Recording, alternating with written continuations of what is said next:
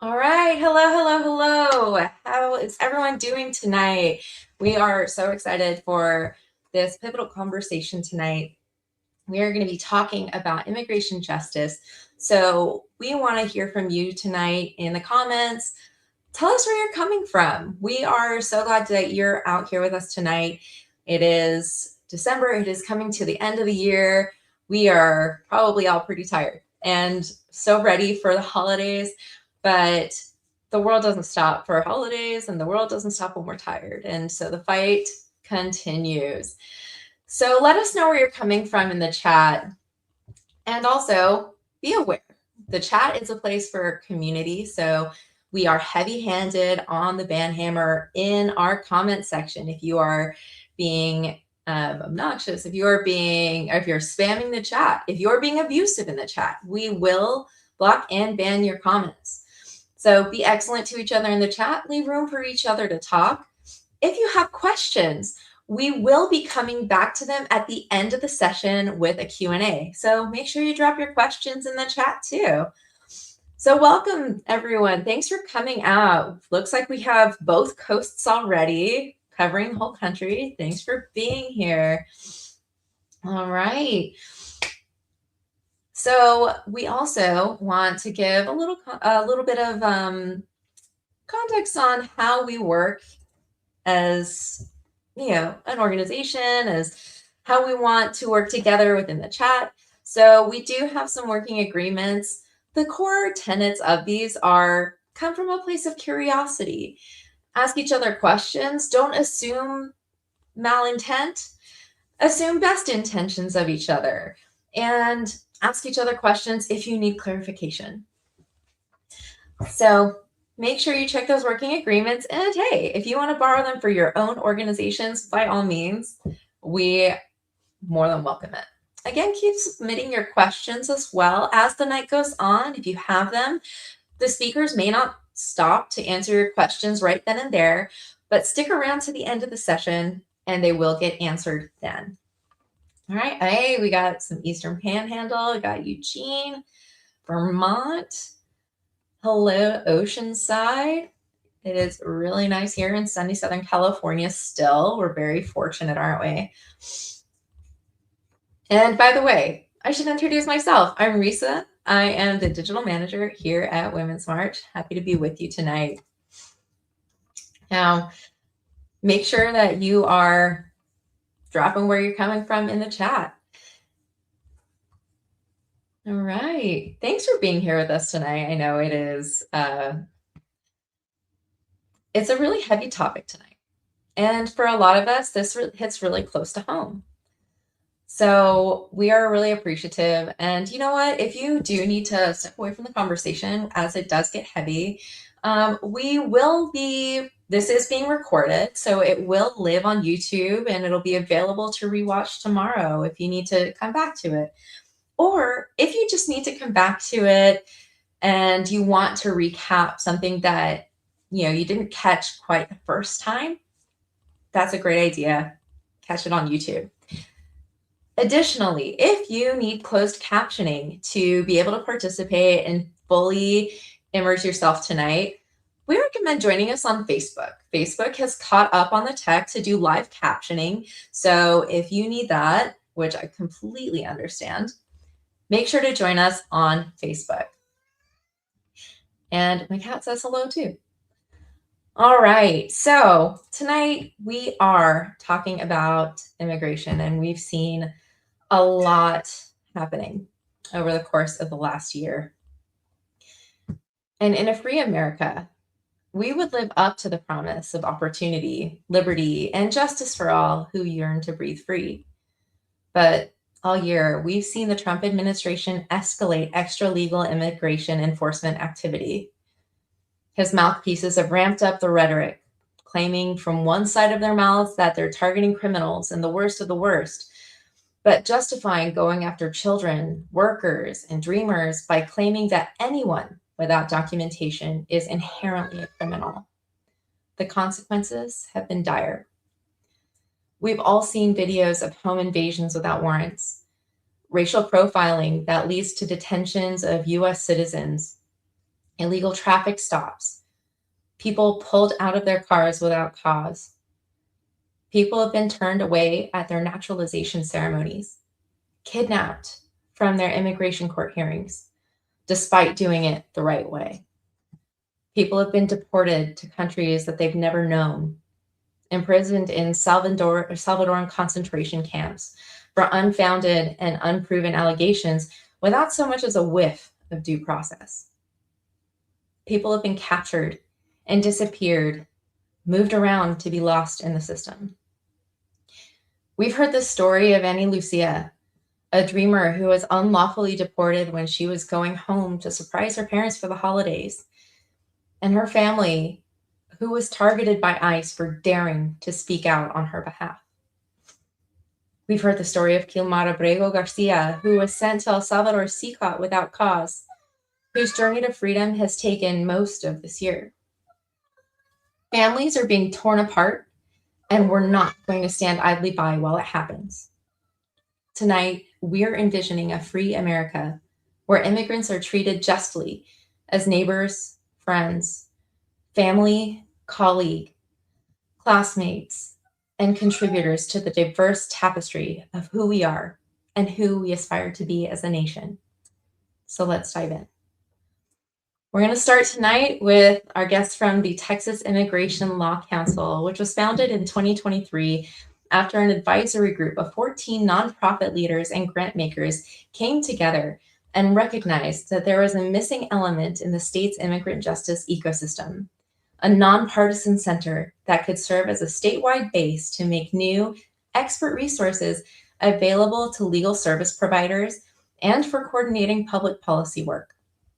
Today, the Texas Immigration Law Council exists to protect and promote the rights of immigrants and refugees of all nationalities in Texas. So from the Texas Immigration Law Center, thank you for joining us, Sal. Hello, everybody. Thank you for having me tonight, and thanks for the introduction. You basically share what I wanted to share about my organization.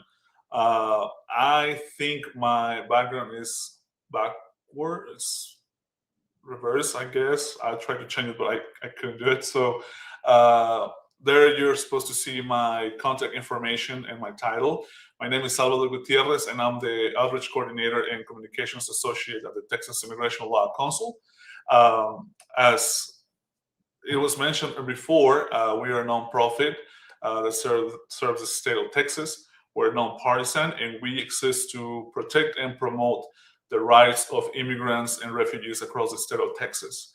My organization tries to support these impacted communities from different fronts, and one of them is something that we call the Panhandle Project, which is a project that I manage. I am stationed in Amarillo, Texas, and the Panhandle Project covers the 26 counties of the Texas Panhandle. So this is one of the fronts where we try to fight for the rights of immigrants and refugees in this area of Texas, and that's because the Texas Panhandle is considered a legal desert in the state of Texas, which means that we don't have as many resources and organization available to support the impacted communities that we serve as we have them in other areas of Texas, such as in South Texas or Central Texas, cities like San Antonio, Austin, Houston, Laredo. And so we started this project right when we started the organization 2 years ago, and we came into the area thinking that it was going to be one way. We thought it was going to be kind of easy to connect with organization and attorneys present in the area, but we quickly found out that that was not going to be the case. When we started the project, we realized that we only had 2 organizations that provided free or low-cost services for immigrants and refugees that served the whole Texas Panhandle, the 26 counties. And one of them was had a limited jurisdiction to 2 counties, which is Cactus and Dumas, Texas. And so it turned out to be very complicated. We didn't have or we couldn't find the resources or organizations that we thought we were going to be counting on to uh, push our mission. So we had to refocus the kind of like the mission of the project, and we had to start listening to the community and listening to to the different communities and these different towns to see what was needed. In my organization, because of our grants, we don't provide direct representation, or we have attorneys on staff, but they don't take clients. So we don't offer direct immigration legal services. We offer other types of support to these impacted communities. So we learned that in the Panhandle of Texas, that's one of the most needed services, but we're limited by our grants. So we try to help from with other resources.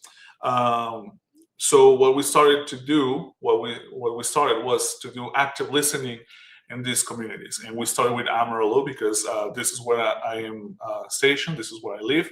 I've been here for 13 years, and so we learned rapidly that one of the first things that we needed to do was start doing free consultations. That's one of the things that we can provide to the impacted communities.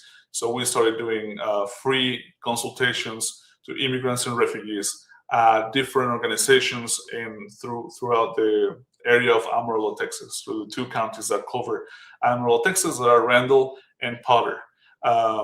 We created partnerships with churches and nonprofits that help victims of human trafficking, nonprofits that help the Hispanic community in Amarillo, Texas.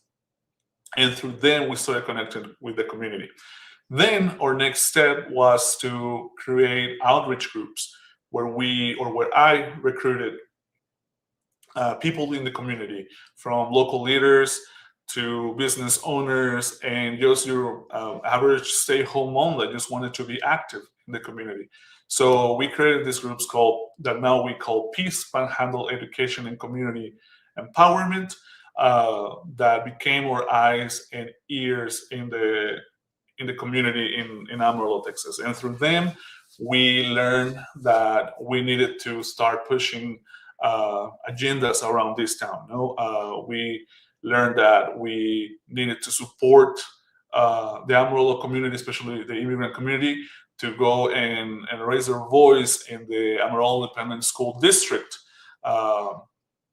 When back in February or March, if I'm not wrong, there was a fear of ICE coming into the schools and then taking kids and taking them to detention and then using them or utilizing them to lure the parents and then detain them as well. So we learned that the community was scared, the immigrant community was scared.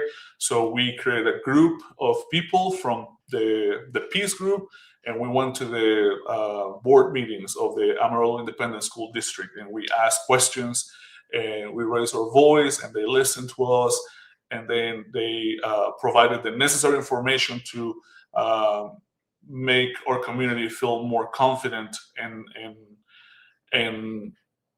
help them keep trusting the Amarillo Independent School District. Through this group, we also learned that people were scared of ICE presence in the area. So we replicated these outreach groups in other little towns, such as Dalhart, Texas, Hereford, Texas, Lubbock, Texas, and each one of those groups is different. They all have different members. They all have different levels of engagement. Some of them are more engaged than others. Some of them are more responsive than others. But all of them help me understand what's going on in these different counties through the Texas Panhandle and to know what we have to do. I'm backed up by 3 managing attorneys in the Texas Immigration Law Council that are the ones that are always online and available for me when we have questions. And so these groups help me create programs or strategic planning that then we can execute with the help of the managing attorneys. So things that we do is, for example, creating educational materials for different audiences in the community, for impacted members of the impacted communities that we serve, stakeholders, employers, community colleges. We pay attention to what's going on at the national level and the state level, and our attorneys in the organization study law, the new law or changes to the law and policy, how they're going to affect our communities at different levels, how they're going to directly affect immigrants, refugees, and how they're going to affect nonprofits that provide services for these impacted communities, and how they're going to affect colleges and business owners. So we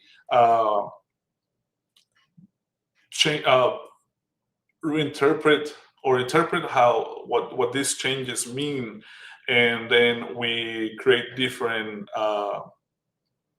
ways to communicate it to different audiences. And so we do that. We create materials like flyers, posters. We have this new resource that is kind of substituting the flyers, which is a QR code that looks like a coaster. Well, it could be a coaster, but it's actually a sticker. We have it in English and Spanish. And in this code, when people scan it, it takes them to a link tree that includes resources like how to find a loved one if it's taken to detention. I have it right here. How to work the ICE online detainee locator. It has resources on know your rights, what to do if a loved one is detained, community safety resources. And it has more than 10 different links to different resources that we have put together. Some of them we have created them, and some others we have gathered from other organizations that do similar work to the one we do. And another thing that we do is we provide trainings and educational sessions for all types of audiences. Just to cite some examples, sometimes for the impacted communities, we do know your rights sessions, or we just do open Q&A sessions where people come and they ask questions about, hey, what's going on? Can I buy a car? I heard that now us immigrants without paperwork cannot buy a car or register cars. Do I send my kids to school? And we have this type of Q&As for them. We do in person and online, lately mostly online, because we understand that these impacted communities that we serve are at risk, and we don't want to put them all together in one place. So we do it like that. Just this past week, the 3 attorneys that support my project, they came to the Texas Panhandle and they spent 3 days here. And we actually had a meeting with I don't know if I can mention that, but with some non-traditional, that now are some non-traditional allies that want to remain anonymous. But they are people that supported this administration and that put this administration in place, but now they're struggling with what's happening at the everything level, right? So they reached out to us and they said, hey, we want to learn more about what's going on. We want to understand it because we feel like we don't understand what's going on, and it's affecting our people, our community, and it's affecting us. My goal, I'm just going to share that my goal is that at some point these people come out and publicly express their concerns instead of hiding. But right now, I think we're in a good track with them. And then also that same weekend, we had presentations for local churches where people that are not part of the impacted communities wanted to learn more about what's going on and how to help. And we also had a meeting with advocates that asked questions, and we discussed ways that we can collaborate. So we try to be present in all the area of the Texas Panhandle and start conversations with everybody that we can to educate people. And again, we are a non-partisan organization, so we never really push any particular agenda. We just try to help people and explain the facts. And I think I'm at time. I don't know if I was clear on everything that I said, but that's basically what we do. Um, I wanted to share with all of you this sticker resource. I shared the links, so I don't know if the people from the Women's March can share the links with all of you to the one in Spanish and the one in English. They mostly target the state of Texas, but there might be some information there that could be applied in your or utilized in your states. Just real quick, another project that we started this year. It's a new outreach project with promotoras. We have a group in Amarillo called Mamás del 806. It's a lot of moms from the community, and we train them on know your rights and how to give a 5-minute speech to people in parking lots about what to do if a loved one is detained. And it was successful. We just started it in November, and we will keep training people this year and next year, 2026. And we started this project because one of our attorneys learned that ICE is giving know your rights presentations in detention centers that are not actually know your right presentations. They're just basically telling people you have no rights, you have no options, self-deport. And then if people ask questions during these sessions, they basically put a target on themselves, and then ICE agents start asking a lot of questions, and then they put themselves at risk of, or not at risk, but they bought people until they sign a paper and they self-deport. So because of that, I wanted to reach my community, our community, before, hopefully not, but before they're detained or taken to a detention center, and they know their rights. So then ICE don't come and say, oh, hey, these are your rights, and they're just lying to the community or to these people. So that's one of the projects that we have here. My organization does more things. We just launched a statewide campaign called Keep Texas Together, where you can, we have a website, which is keeptexastogether.org, and you can visit it and sign a pledge and say, I stand with Texas, and it shares facts about the impact of immigrants in the state of Texas, the positive impact. And we also do a lot of lobbying in Austin, a lot of studying the law. Now we launch a project called AG, Economic Justice Initiative, where we provide non-immigration legal services to low-income immigrants through the state of Texas. So we have a lot going on. I invite you to visit our website.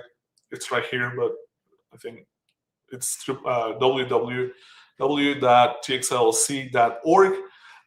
We have a lot of really cool resources there.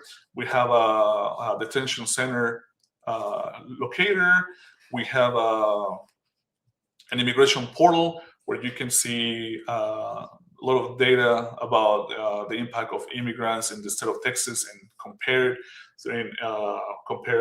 by city, compare by county. And I think this week they launched one option where you can compare this data by state. I know that's something that we were working on. I saw it this week, but I don't know if it was just something that they wanted me to look at, if it's already live. I'm sorry. But it will be there eventually. And now we also have another resource where you can go and see what is it called? Hey, I forgot the name of that new thing that we have in Texas, where sheriffs have to sign and collaborate with ICE. But there are 3 different tiers. So there's a new resource that we have where you can look at a map of the state of Texas and then see what tier the sheriff in your county sign up for. And it's not here yet. Probably it's not live yet. Oh yeah, the 287G agreements. Yeah, thank you so much for that. So yeah, we have that map too. And just to share something with you, we had this meeting with some people in Dalhart. that asked a lot of questions about this 287G deal, and we showed them the map, and they looked at their county, and they were very upset to see what their sheriff had entered, which is the highest tier where the sheriff's office is basically an extension of the eyes of ICE. So we will be working with them. They asked us to go and talk to their sheriff with them. So we're doing as much as we can in the Texas Panhandle and all over the state of Texas. We hired a managing attorney for the Texas Panhandle project that is going to be supporting me directly, more than the 3 attorneys that we have already. So we will be able to do more. So feel free to reach out. And I think I'm on time, right? Yes, thank you so much, Sal. You are doing so much, and so much of your work is so incredibly important. It really highlights just the breadth of how much work needs to be done for our immigration system. So thank you so much. We will see you at the end of the session again for the Q&A. And for everyone else here joining us, just so you know, the links that our guests are sharing and talking about are both being shared in the chat. And if you registered for the call, they will also be sent to you afterwards. So don't worry if you miss the resources or if the chat's moving too fast. You will receive those links and that information via email after the session. All right, so our next speaker is Erica, and we're so excited to have her on. So the National Day Laborer Organizing Network, NDLON, improves the lives of day laborers, migrants, and low-wage workers, building leadership and power among those facing injustice so they can challenge inequality, expand labor, civil, and political rights for all. Their aspiration is to live in a world of diverse communities where day laborers live with full rights and responsibilities in an environment of mutual respect, peace, harmony, and justice. Welcome, Erica. Hi, thank you so much. And thank you everyone for joining. I want to just start, we already heard a little bit about NDLON, but yeah, all of our work has been very, very focused on fighting for the rights of day laborers all over the country. We have many organizations that are members of NDLON that have day laborer centers. And I am curious if you want to put on the chat, if you have ever met a day laborer, have worked with a day laborer, have hired a day laborer. If you don't know who they are, these are workers, mostly low-wage workers who gather for work, to seek work, either at Home Depots, other hardware stores, or different corners mostly in bigger cities. So our work is very focused on really fighting for their rights. But I want to start just with a story I heard today from one of our community members that I wanted to share with you because it really impacted me, just my day today. She was just sharing how during the weekend she was courageous enough to go and take her car to the car wash. That sounds like nothing any of us should be worried about, right? Taking your car to the car wash should be something that you just do if you need it. In a heartbeat, you just get in the car and you drive. This community member was extremely fearful because she's undocumented. And she decided to be courageous and go to the car wash. So she went there and she asked the 2 ladies who were ready to wash her car if it was okay if she could go into a restaurant that was near the car wash so that she could sit there, because she was afraid of waiting in the car wash, because she had heard on the news that ICE or Border Patrol was raiding car washes all over the country. When the ladies of the workers at the car wash heard that from this community member, they broke down crying, and they said, "Of course, you can go into the restaurant and wait there so that you're safer. Unfortunately, we have no other choice. We're also undocumented, but we have to be here working at the car wash, because if we're not, our kids will not be able to have a meal. that story just broke my heart. And this community member said she hugged them. She hugged both of them, and she said, "I'm sorry that we have to live through this fear. Us workers, we're just here to take back food for our families, for our children." And for me, the takeaway of that story was that what we can learn from the immigrant community in this moment is that there's so much courage and there's so much love for their families, love for the people they have around them. There's so much love that they don't want to leave. There's so much love that they stick around in their job sites, knowing that they could be raided at any moment. And the courage that it takes to show up every day knowing that they could be gone that same day, taken and abducted by Border Patrol or ICE. And that is the same experience that hundreds of workers have every day at day labor corners, at Home Depots. Many of them have already been taken by ICE. Many of them have already been in detention centers. Many of them have already been deported. And yet these workers show up every single day to those corners, to those Home Depots, to seek work. They get the courage to get up in the morning and show up for their families, show up with love, to be able to find the future for their children and their community and their families. So at Endelon, we really it's hard to get motivation sometimes to do the work that we do, because every day there's something horrendous happening in immigration. Something happens every single day, either at the local level or at the national level. But their stories, their courage, and the love that they show for their own families and their communities really inspire us to continue to organize. One of those, the ways in which we have been inspired is to come up with creative campaigns, with creative programs that allow for community members like you, neighbors like you, to show up for day laborers. And I wanted to talk to you about two. One, a program that we have in this moment called Adopt a Corner. Adopt a Corner is something that we put together because we needed to get creative, because there's so many people across this country who are seeking work and have really nobody to look out for them. So we thought, why don't we train people across the country to show up for day laborers?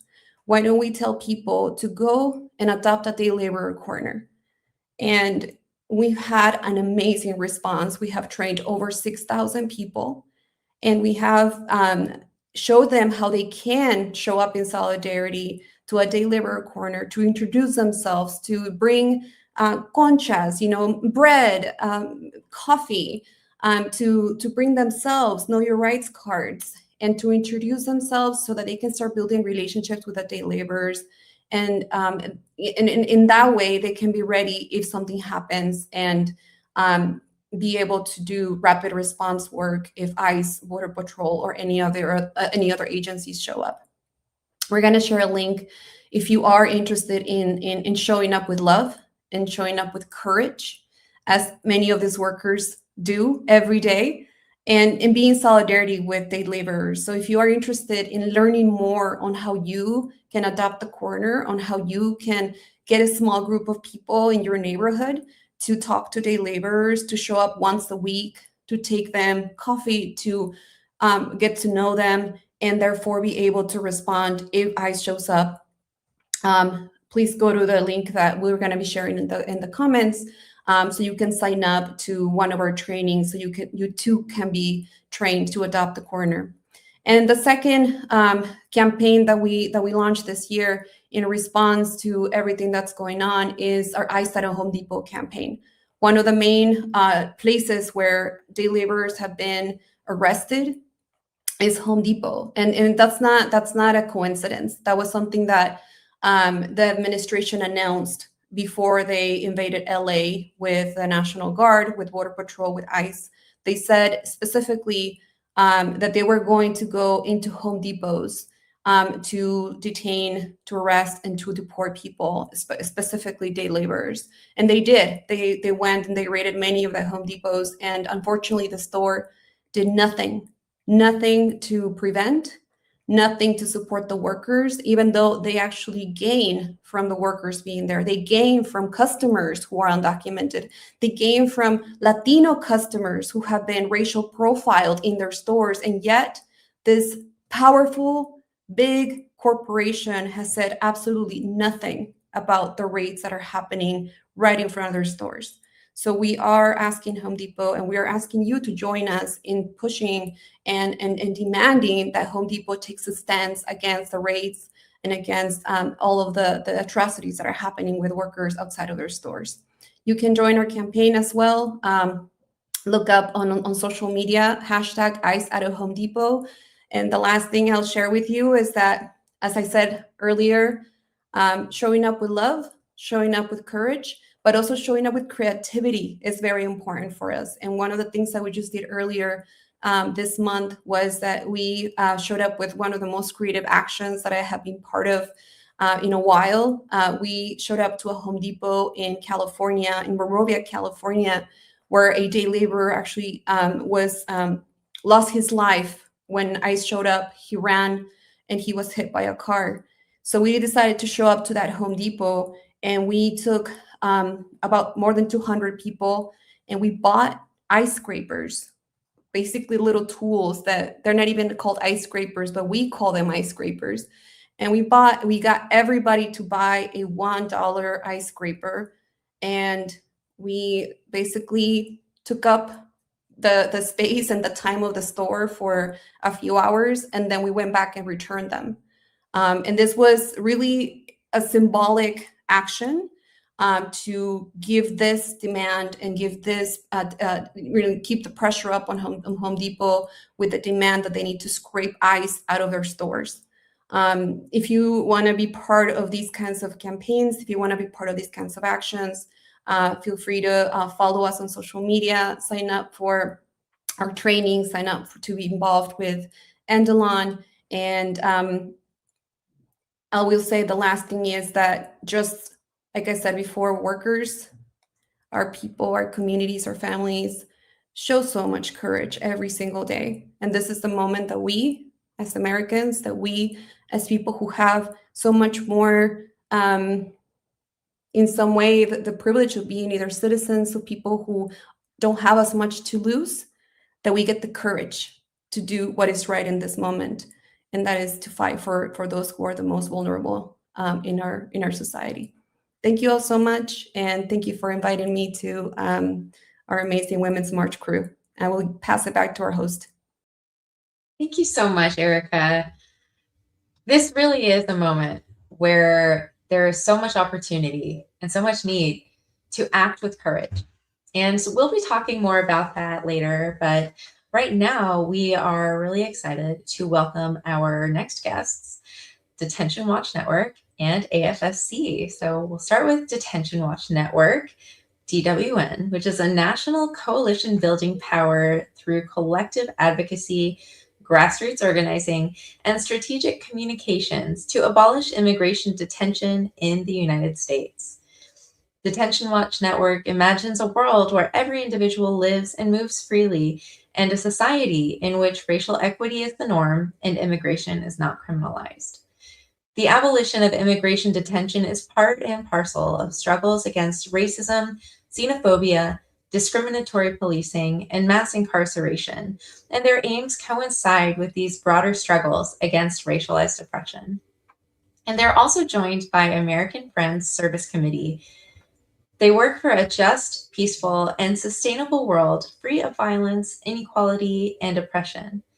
They join with people and partners worldwide to meet urgent community needs, challenge injustice, and build peace. And just this week, they're wrapping up Immigrants Week of Action, which we're really excited to hear about. So welcome, Amy and Nancy. Thank you so much, Risa. And I'm so glad to be able to be sharing this space with all of you today, as we are learning different ways that you can take action in your community. So as Risa shared, my name is Nancy Palacios. I am our organizing and membership director at DWN, and I'll be sharing just briefly a little bit of some of the work that we're doing across the country and ways that you can get involved. And one of the ways that we partner locally is with wonderful organizations like AFSC, who will be with us to share more details on what they've been doing. But one of our active campaigns that we have currently is the Communities Not Cages campaign. And as Erica was sharing, our neighbors and people across the country are really coming together to be able to protect each other. And through this campaign, it's another opportunity to protect family members, our neighbors, friends, in the face of this administration's constant attacks on kidnapping communities from our vicinities, from our neighbors, from our churches, from our schools, and creating these dehumanizing detention centers. Currently, this detention facility is one of the most funded, right? It's one of the agencies that has the largest funding across the country by a bill that was passed earlier this year. And currently, there's more funding to be able to open up more detention centers, to have more officials on the ground, folks who are undercover, folks who are not even trained, detaining people and causing abuse on our communities. The Communities Not Cages campaign has 3 dedicated branches, which is stopping detention. So completely stopping any detention facility from being opened before it actually opens up in your community. Uplifting communities, making sure that we're centering the families and people most impacted. And overall, just shrinking the system so that every detention center can be closed in our communities. We know that if a detention center exists in your community, it will be used. We have seen how many detention facilities that have been closed in the past have been reopening, have been repurposed, right? Have been expanding any opportunity they can get through these 287G agreements, through different types of intergovernmental agreements that allow for your local government to participate in what's supposed to be a federal process. And through that, and by wanting to shrink the system, we also make sure that we advocate and do campaigns locally to shut down the facilities that are already open. So we're going to share a couple of links in a second, but one of the opportunities that you have is to sign a petition that goes to Congress to just completely just say, we don't want any more expansion. We want you to be able to stop expanding these centers into our communities. We don't want them. They make us less safe. People need to be with their families, and detention should not exist. And we will also share an opportunity to have you sign a petition around ending family detention. Unfortunately, there are detention centers in this country that are holding mothers, fathers, and children, specifically in the Dilley, Texas area. That has been a longstanding detention center that has been holding families for quite some years. And, they can have all the programs in the world. It's still not a place for families to be detained. And so we have to stand up against it. Aside from being able to support local organizations on stopping the expansion of detention centers and shutting down, we also produce webinars throughout the year with different information on how detention works, who are the active players of detention. We create reports. We just released a report this week around military bases and how military bases are being used and repurposed under Trump 2.0 to be able to reach the expansion at larger scale to detain families across our country. We'll make sure we share a link of that report with you. In that report, you can find a series of different calls to action that you can take part in your community, among also joining local days of action that we are doing, throughout the year with folks like AFC. So with that, I want to turn it over to you, Amy, so you can talk about the wonderful actions that have just taken place and any opportunities that folks can have moving forward to also continue to take action and standing up for our neighbors. Absolutely. Thanks so much, Nancy, and for the invitation to be here tonight. I'm really honored to be in the presence of such amazing organizers and activists. I'm a longtime fan of Endelon and DWN and learning more about the local work in Texas is just really inspiring. So thank you for the invitation.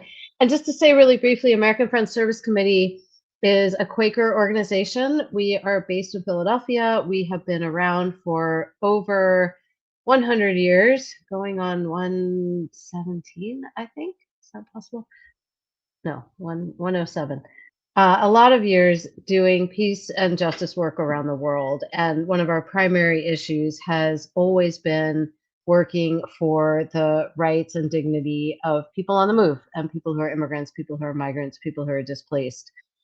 And recently, we just today, International Migrants Day, we just are completing as we speak the end of a week of action. We've done these weeks of action now for almost 20 years. We call it a sort of journey to human rights. This year, we're leaning into the Stronger with Immigrants theme. And we start on December 10th, which is International Human Rights Day. We end on December 18th, International Migrants Day. And we basically, excuse me, invite organizations from around the country to participate in any type of action that they feel helps support the dignity and rights of immigrants in their communities. So this year we had some really lovely actions, and I just really want to highlight an action that happened in Denver, Aurora, Colorado yesterday that was co-sponsored by Jewish Voice for Peace in the Denver area. Because one of the members, longtime members of FSC's organizing work, a very well-respected longtime organizer in the movement, Jeanette Visquera, who's been detained at the Aurora Detention Center, which is run by GEO. Jeanette's been detained there for 9 months. Jeanette had a federal court decision yesterday ordering a bond hearing tomorrow. So the vigil really turned into a space for people to come and support Jeanette and to recognize that she may be released tomorrow. So please send all your thoughts and prayers and energy.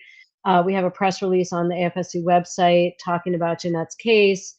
And it's a really, really exciting moment. We have a couple of events in Colorado.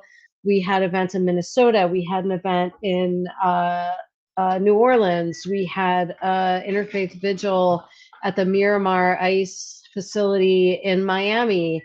We had tonight actually a letter writing campaign in our New Jersey office to write letters to a Palestinian woman who's been detained in Louisiana now for months because of speaking out for Palestinian rights. So lots of different types of actions, vigils and things, but really just calling attention to the need for support for programs and opportunities that protect the rights and dignity of all immigrants. AFSC is an organization, is an abolitionist organization. We believe in ending detention, ending deportation, and we invite everyone to join us in that struggle. We've been in it for a very long time. There's some links that we can share to our Stronger with Action campaign. We also have a petition.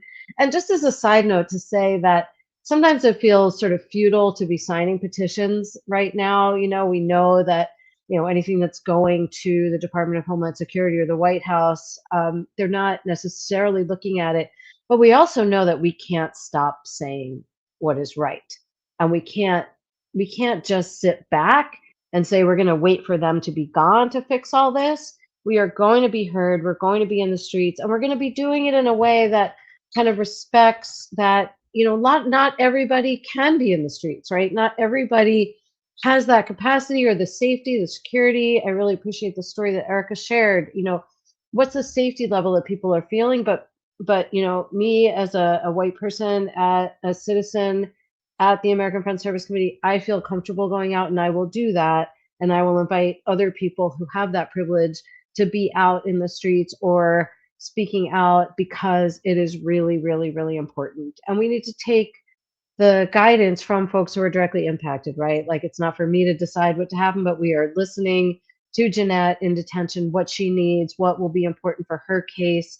And that's how we make the decisions about what actions to do and where we're going to place ourselves and how we're going to speak up to support people. And that's really, really key for our work. So the last thing I'll say is that we have we're launching a series of vigils that are going to be, we think, monthly. We're sort of leaning into Quaker meetings in the communities that we work in, but we are going to be opening them up more broadly. And they're just going to be sort of public witness. We're calling the Love is Action for people to do a silent, powerful witness in support of freedom, in support of all people to be able to live in dignity, and to fight back against the incoming sort of fascist and authoritarianism that we've been sadly seeing in our communities. So I'm happy for people to contact me directly. I can give my email in the chat, and look forward to questions later. And thank you for the opportunity. Thanks, Nancy and Amy. We are so excited to hear from you in a few minutes in the chat. So please keep asking your questions. We are going to be getting to those in just a couple minutes. But first, I am so excited to introduce the Women's March Executive Director, Rachel O'Leary Carmona. Under Rachel's leadership, Women's March drove record mobilizations since 2018, playing a key role in defeating Trump in 2020, leading women's in a march, mobilizing over 10,000 people nationwide. Leading over 10,000 nationwide actions in the United States, mobilizing millions in 2022. She also mobilized women in a pivotal 2023 Supreme Court race in Wisconsin, a race that was called the most important of the year by the New York Times. Rachel earned her associate's degree from Madison Area Technical College, and she went on to earn her bachelor's degree in African American Studies from the University of Wisconsin and her master's in public policy from the Harvard Kennedy School of Government, where she focused on leadership development and nonprofit management. She sits on the advisory boards of the Wisconsin Union and the 22nd Century Initiative. Welcome, Rachel. Hi. It's good to be here. And first of all, I want to show my Endelon swag. I don't know if anyone can see it. Endelon has some of the best swag in the business. So just really happy to be on with these people. Shout out to Endelon, all the good work. I'm also in Amarillo, Texas. So it's always funny to have another Amarillo person on because, you know, people forget about the panhandle. So it's great to hear about so much work that's happening both in Texas and across the country. And I'm here to talk a little bit about across the country and kind of like the broader moment that we find ourselves in. And it's a funny week for me to be talking about it because I started this week by driving to go pick up my Mexican passport. My father crossed and immigrated to the United States and was deported a couple of times. And that played a really defining role in not just who I am, but the composition of my family, the differences in, opportunities that my different siblings had.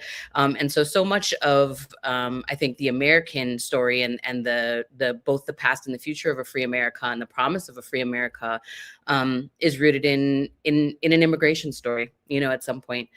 So it's just an interesting week for me to be here talking to you all. And I want to thank you all for being on the call and also for all the work that is being done here by the folks who are saying in the chat, like, I'm going to this protest and I'm doing this thing, but also for the folks who are talking about organizing it. When we've thought about a Free America campaign, like, what is it that we're trying to do? And when we're thinking about what a free America, the promise of a free America for free Americans, we're really thinking about how we have the rigor and the thought to meet this moment in a way that feels tangible and it feels real, and it also feels within our ability to do so. And so while we are, working to find ways to escalate and meet the moment, Women's March is obviously known for marches. We also want to think about building tactics and building skill sets for different people, different in different communities and with different people, including non-cooperation. And our upcoming walkout on January 20th is one of those opportunities. It is on a Tuesday. It's in the middle of the day. We are really trying to not just plan a protest, which this is, but it's also a stress test to what it looks like for us to build more muscle around sustained non-cooperation, and how people can be doing, all the things that they can in different lanes to the extent to which they are able, as someone else mentioned earlier. And also, I think it would be a real disservice if we didn't shout out that some of the most direct non-cooperation right now is happening by the people who are protesting and blocking ICE in the streets. And so for me, when I think about Free America and I think about, the folks whose political courage and civic imagination I really admire in this moment, it's just the regular everyday folks who are bullying ICE out of neighborhoods that they don't belong and stopping them from ripping families apart, and are just doing the moral thing, which is oftentimes not the easy thing. So I am, really happy today to just say, I know that I am having problems with the chat. So I wasn't able to see some stuff earlier. So folks are, I'm sure the right links are in there for Free America. So I just suggest that you continue to follow along and think about ways that you might think about getting involved for Free America, whether that's as a volunteer, organizing a walkout, moving into attending one of the non-cooperation trainings that we will have, or just coming to coming to study sessions so that you can learn more about these issues and continue to get involved in ways that feel like the right fit for you. That is going to change over time. Sometimes people can do things. My sister, for example, just had a baby. She can't do the same things that she could do a year ago. So it's just really important for everyone to kind of get in where they fit in. And you heard about different bodies of work related to immigration now. And we have other study sessions that we have done and also ones that you can catch from the past. So yeah, take some stock and really think about what it is that you're called to do in this moment. And if one of those things that you're called to do is to continue to escalate and meet the moment, I would encourage you to go to the Free America. It's freeamera.ca, or you can also get it at womensmarch.com as always, and figure out how you can, be a participant in this this test that we're doing. We're really, it is an opportunity for us to explore and to run an experiment. What is the impact of non-cooperation on non-cooperation? How can we build that muscle up? And how can we begin to fortify ourselves for the not just this moment, but the moments to come? And Risa started the call by saying that this is heavy. It's a very heavy topic. And it is, and it's also a hopeful topic. It's also a topic where we have agency and we can decide not just to be bystanders in the way that the promise of our democracy plays out in America, but we can actually shift and shape and bend the arc of that history with just people power. And we know that to be true because we've done it before, both the we here in the Americas and the we globally who have resisted and beat fascism back in countries all across the world. I know we're short on time. I'm going to end it there. Thank you all so much. I am really honored to be on this particular call, particularly this week. All right, thank you so much. We actually do have a couple questions and we're going to try to keep it pretty quick. We want to be respectful of everyone's time. So in advance, I want to thank everyone for being here, for being so generous with your time, your thoughts, and with your knowledge. So we're going to start with the first question. What can we do to make it safe for our community members to go to church? And really, I think this also applies for, other spaces that should be otherwise sanctuaries. Sal, I think you might have some unique insights on this. Could you offer some of your thoughts? Yes, well, parking lots, wherever you go, are public spaces, unless they have a wall or a fence. But even a church, they're a public space. However, if people choose to go to church, we recommend churches that we tell churches is to assign a private area ICE or any other government agency cannot go into a private space in a building. So maybe if where people congregate for the service, if it's just open door and you can just walk in, that's considered a public space. So ICE could just go in.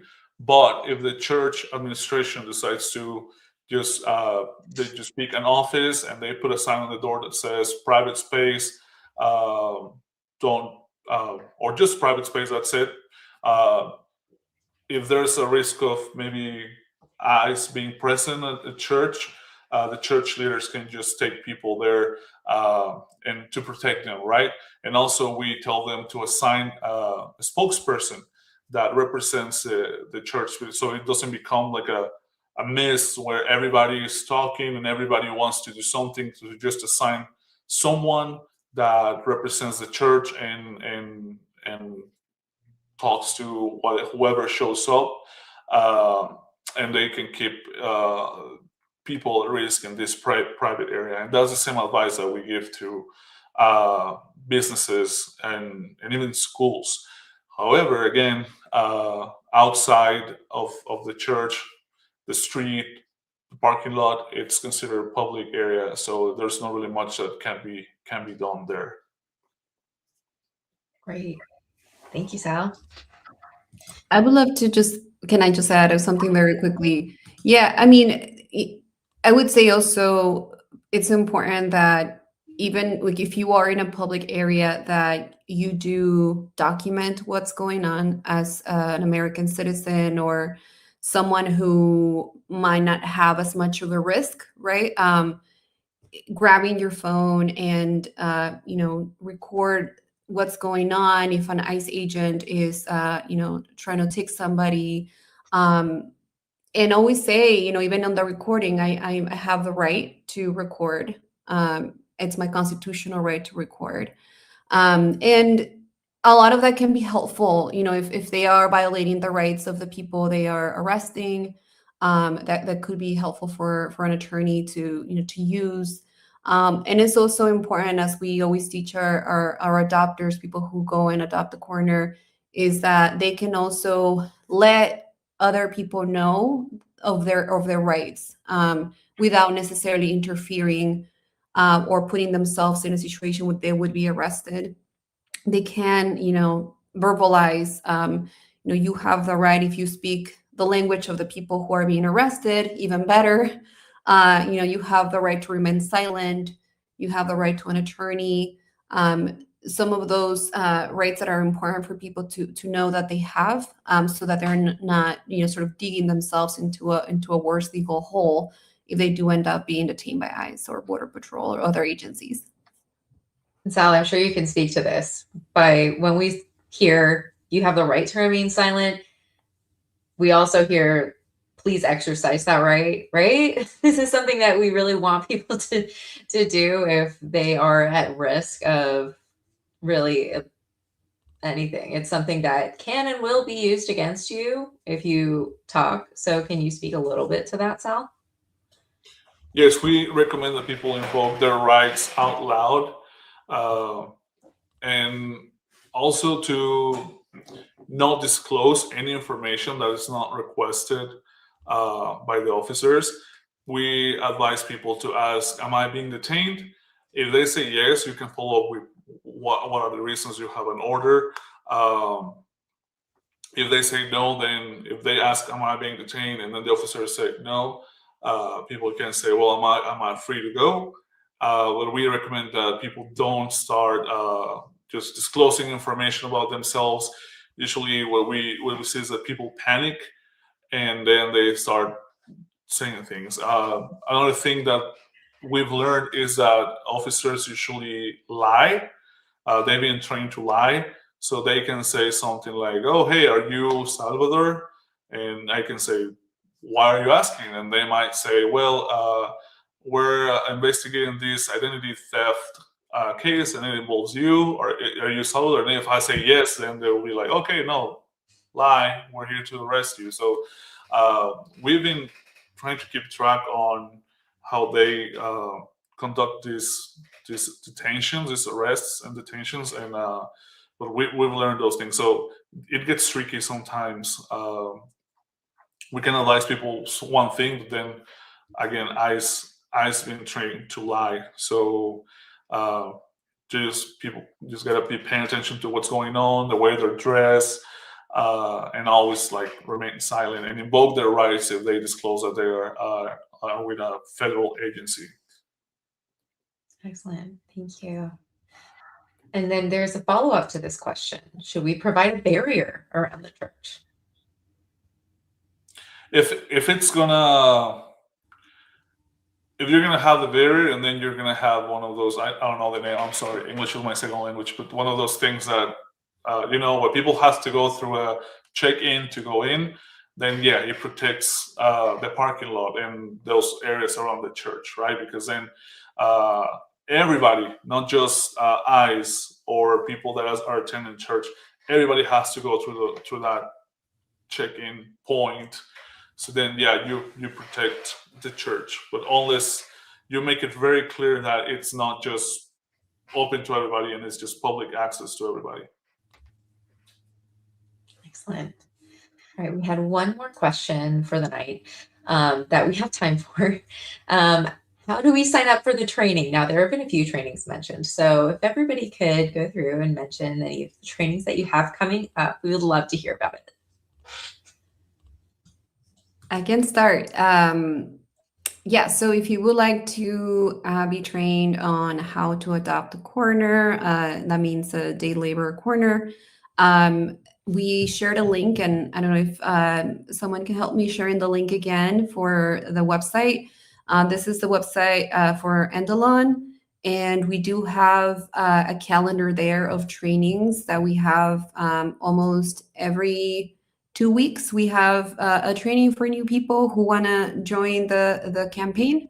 And if you are also interested in joining the I Said at Home Depot campaign, you can also look at that's a website I shared. There's a sign up form that people can use to put their name, and we will be following up with everybody next year. With my organization, it's actually open to everybody, and you reach out to us requesting a training or a class. All the services and resources that we offer are free. And if a training that you requested is not about something exclusive to the state of Texas, we can also do trainings for other states and cities in other states. So you can just reach out and say like, hey, Sal, I've heard about the 287G in my church or in my workplace or in my community. We want to know more about it. We have a lot of questions about it. We set up a date and time, and all we ask is like, who is going to be the audience, so we know exactly how to tailor the language of the presentation. And we give the presentation, and we also record them and make them available to whoever is hosting this event, so they can share it later.